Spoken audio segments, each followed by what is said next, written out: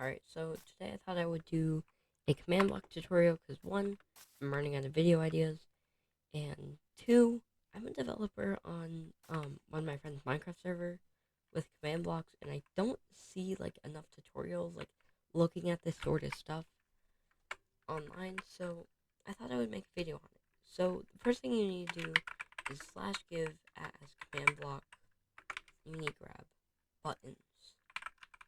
You need 3 buttons. That's it. So let's just do this. And 4. I'm going to do 1, 2, 3. Get rid of those from your inventory. Then we're going to do here, scoreboard, objectives, remove. Then the name of your objective, I'm just going to call it kills. So what this does is completely resets all the data on the kill scoreboard or leaderboard or whatever you want to call it. Then you're going to scoreboard, objectives, add kills.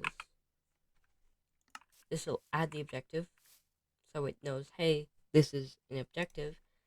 Then you need to do dummy. Then I'm going to do kills. Then there's a Unicode character that I'm going to put in the description. It's this right here. And then you can put a number after it. Change the color of the text. So it goes 1 through 0. 0 is invisible, so I'm going to make it 4. And this stuff in quotations here is what's going to show up on the leaderboard, what it's going to be called. So now what we're going to do is do scoreboard, objectives, set display. So this will be where the scoreboard shows up on your screen. So under the players' names, on the side of the screen, wherever. We're going to do it on the side of the screen, so it's going to be sidebar. You can also do below name and stuff, but we'll just do sidebar kills. I believe that's right, if I'm not mistaken. And then we're going to do repeat, always active. We're going to do scoreboard, players, add a kills 0. So what this will do, it'll add players to the scoreboard every time they join, and then, which is why we're making it repeat and always active, so you don't have to press a button every time. Then we're adding 0 kills, so if you have like 10 kills, you're not adding unnecessary extra kills. So we're going to press all these buttons, make sure it works, and my command block output is set to false, which is why I don't see all the text, but just if it's set to true like this, set it to false with game rule command block output false. We're going to do this. These will be chain, always active, chain, always active. So what we're going to do, we're going to add a barrier to the player's inventory. So whenever the player dies, the barrier drops, and then it's going to be like, then it's going to check, hey, the player closest to this is probably the player that killed the guy. So you'd be like, hey, there's a player close to this barrier, that's probably the killer, and then it's going to add one to the killer's kill count when the barrier drops. So what we're going to do, we're going to clear at a barrier 0, 1, and we're going to do replace item at a, entity at a slot dot inventory 8. So the inventory is numbered. The top row is 0 to 8. You can also do like slot.hotbar and slot.armor.head and stuff. But the top inventory is 8. So we're going to do the 8th slot, technically the 9th slot in the inventory, but it goes 0 through 8. So it's technically 9. So we're going to do the top right slot in the inventory.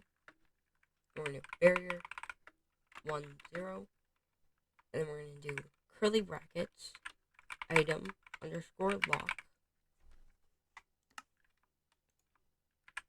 quotation, curly bracket, quotation mode, quotation lock underscore in underscore slot. So what this will do is make it so that players can't like move the barrier around in their inventory and then place it down and stuff. They also can't drop it to other players. So there will be no griefing going on. We did a barrier because it's no, you can't get it in survival mode, so you can't stack the items or anything, and it won't mess with what you have in your inventory. You will have the top right slot of your inventory removed, but I think it's a good trade-off to add something like this. I believe that should be good. Sorry, I added something I wasn't supposed to. Let me find it. So I figured out what I did wrong. One, I didn't have a quotation here. Like right here. And then we also needed to set this to always active. And now what you want to do is set this to 80 ticks or so. Around there. Could be more, could be less. Around 80 ticks. Should work now. So it replaces the item in the inventory. Sorry about that. So now, what we're going to do, we're going to check, hey, was this barrier dropped? So we're going to be like, hey, there was a player close to it, let's add a kill to him. We're going to execute at E. We're going to see, hey, is there an entity? Literally any entity. We're like, yeah. Well, is it an item? We're going to be like, yeah. Well, is it a barrier? I like to do capital B. I don't know why. And we're like, if it is, we're going to be like, hey, let's add one to the kill. So we're going to do scoreboard, players, add at P. So the at P is the closest player to the barrier that was dropped. Kills 1. And we've added 1 to the kills. And you're going to be like, hey, that barrier is going to stay on the ground and keep adding to the score. Let's fix that. So, and you kill at E type equals item name equals barrier.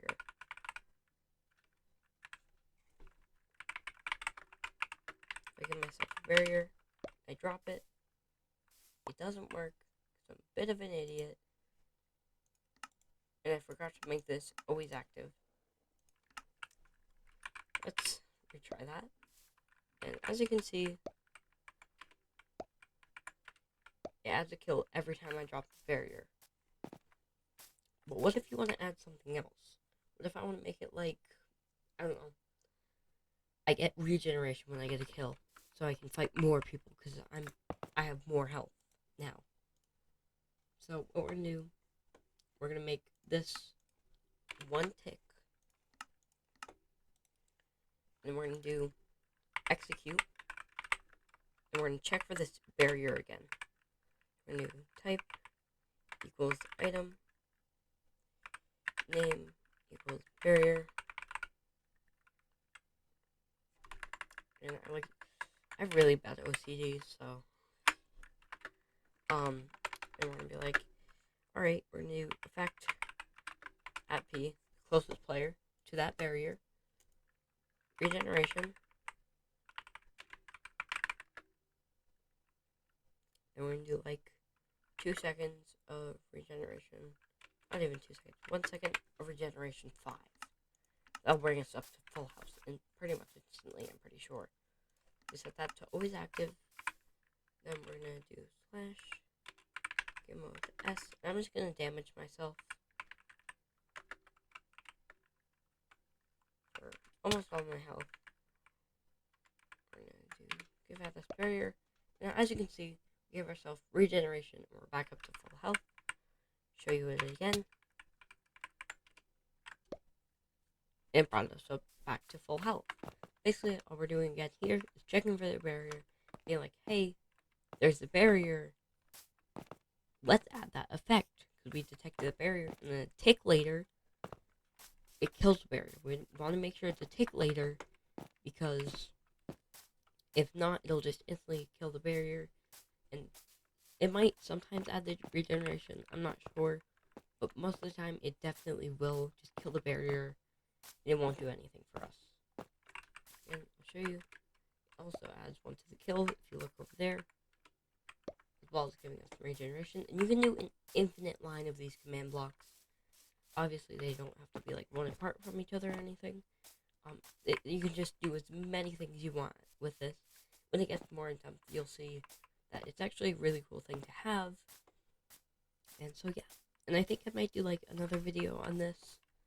I'll add maybe like a death counter, so you can be like see how many deaths you have, and you'll see also sometimes your inventory will bug out when it's replacing that barrier. If I give myself a water bucket, sometimes it'll bug out. I'll click it and it doesn't click it. And that's because I'm trying to place it when it's replacing the item. So it's just like not detecting it. It's like, hey, I'm replacing the item, you can't be doing that right now. So we'll add a fix to that. Maybe in the next video, when we add a death counter. But anyways, yeah. Like, subscribe, whatever. I don't really care.